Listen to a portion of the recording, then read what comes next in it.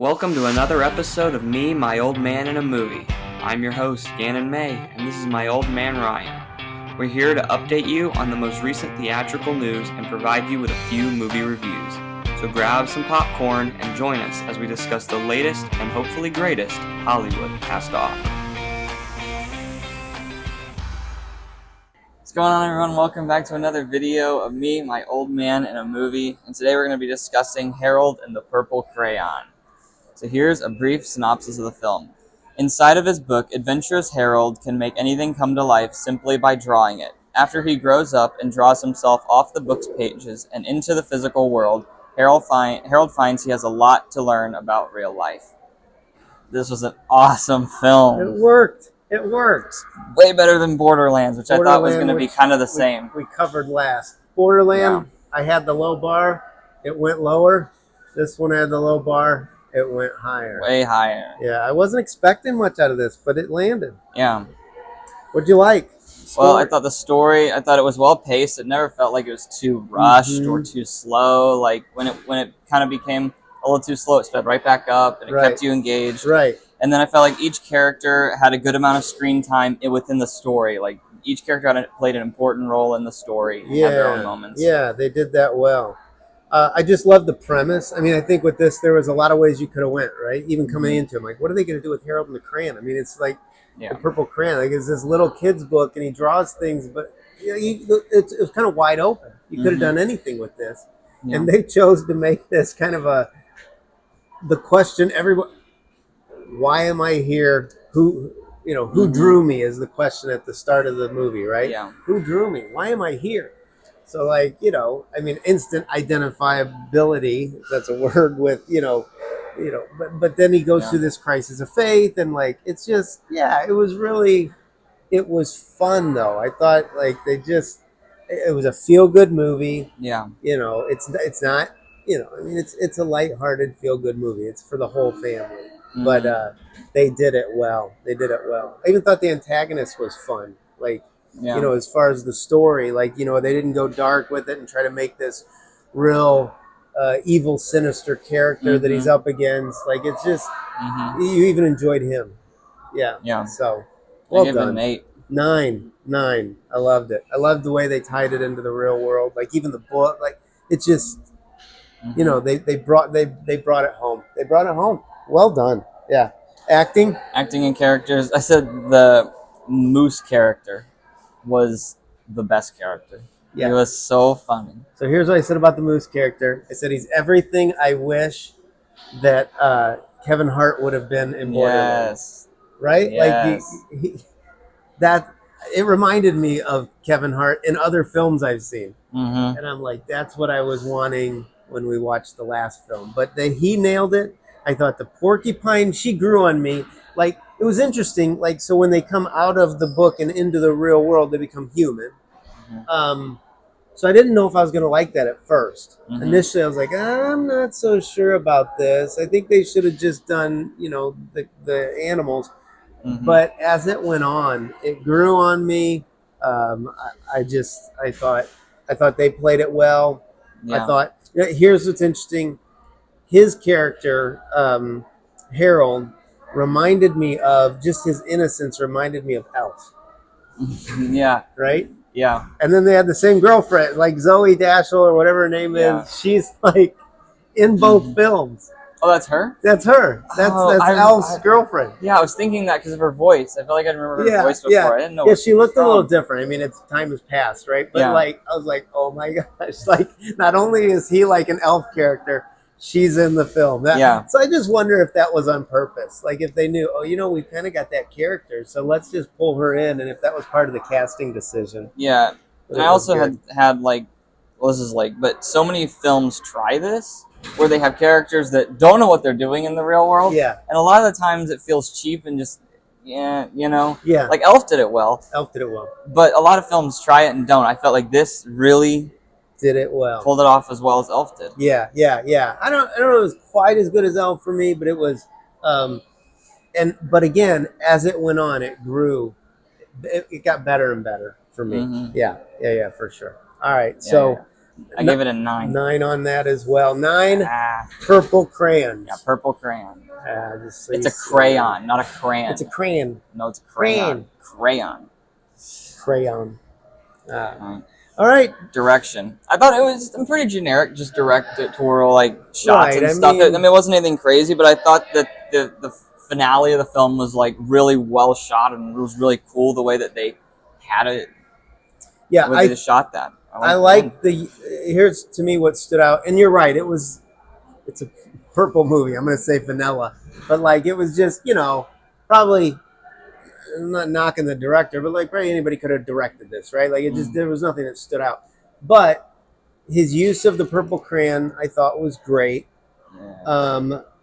Especially at the end.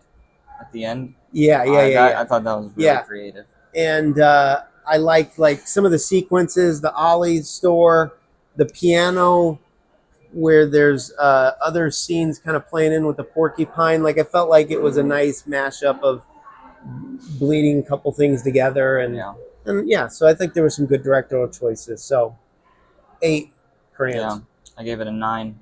9 crayons. All right, writing.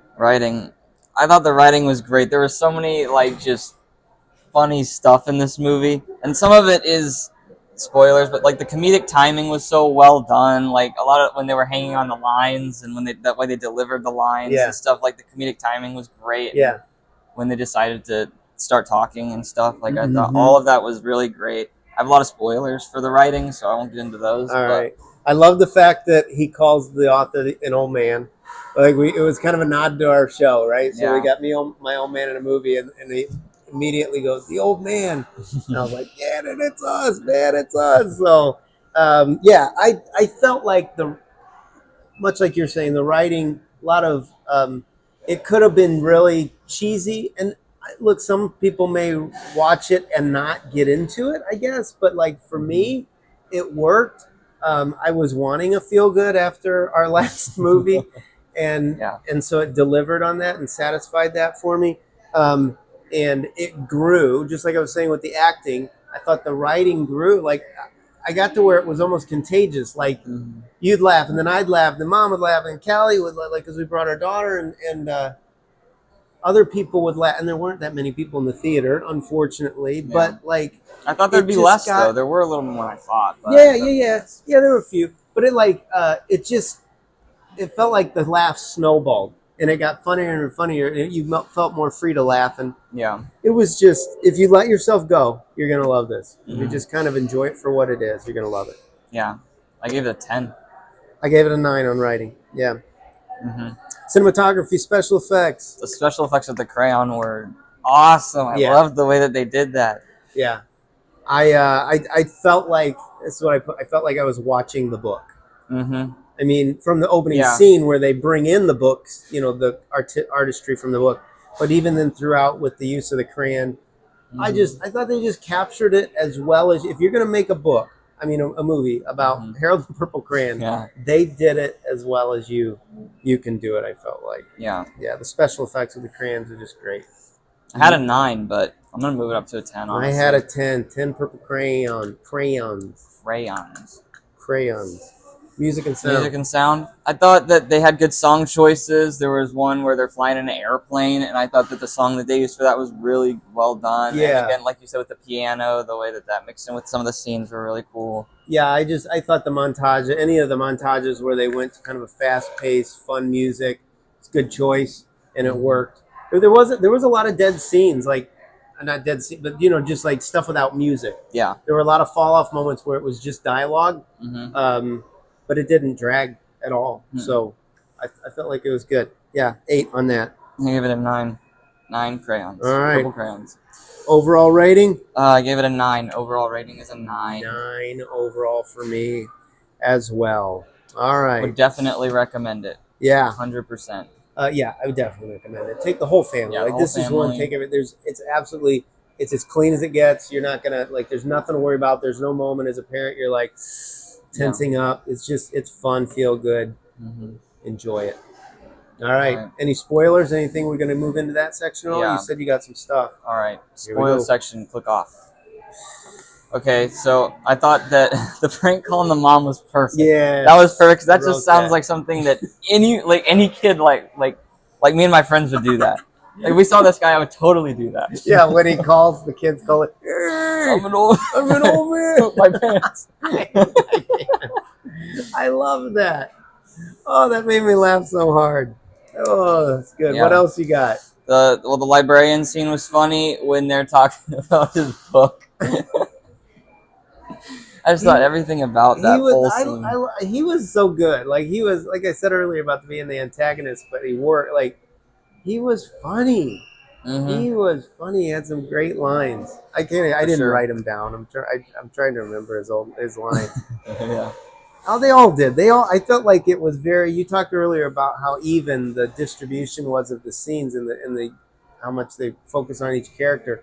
But I felt like each character had its own humor moments. Like there wasn't even the girl, who's kind of the straight character, when she's at Ollie's working, and the boss comes up and he's like, keep working and you can be like me, and she's like, yeah, okay, yeah, that's yep, manager, yeah, oh yes, I'll try to hold back my excitement. Like I was like, even because she's an awkward kind of character, she doesn't really she's on screen sometimes, but even she was funny. So yeah, I thought they all had it. So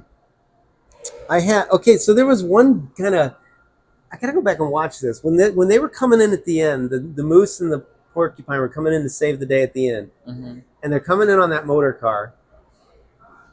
What happened? Because there was a shot where the motor car was empty, and then they landed and they were in the car. Were they empty, or were they just wearing the purple hats? I thought they were just wearing the purple helmets or something. So you just didn't see them? I don't know. I felt like they disappeared. Like I could see the seat. I don't know. Maybe I'm missing something, but I was like, what did I do? Was that like a mess up? What was that? So yeah, I don't know. Look for it if you haven't seen it and you go see the film. They're coming in to, well, you wouldn't be watching this part, I guess, but they're coming in to save the day. And like for a minute, they're not in the car. I don't know. Anyway. And then my other big question is, at the beginning, how did he hear the old man's voice if the old man was dead? That's what I was waiting for them to answer. They never. I mean, like he knocks on the door, he gets to the museum, and he's passed away, which makes sense because he's. Yeah. I'm like, I thought that. I was like, at the beginning, I'm like, he's going to search for his old man, and once I realized they were going to like pull in the actual book, once the librarian finds the book, I'm like, wait, this was written in the 50s. That dude can't even. Is he still alive? Yeah. And he's not, obviously. So like, how was he talking to him at the beginning of the film? Yeah. That was my own, question never got answered. Yeah, I was waiting for that, but then I forgot it by the end of the film. Does time pass different in Harold's world? I don't know. Yeah. What do you got? Anything else? That's it? No. That's it. All right. So maybe film. In the comments you can answer those questions for us. Maybe we missed something. We missed it. All right, it was great. It was great. All right. See ya. If you enjoyed today's episode, make sure you give us a like, subscribe, ring that notification bell, and join us next time as we discuss the latest and hopefully greatest Hollywood has to offer.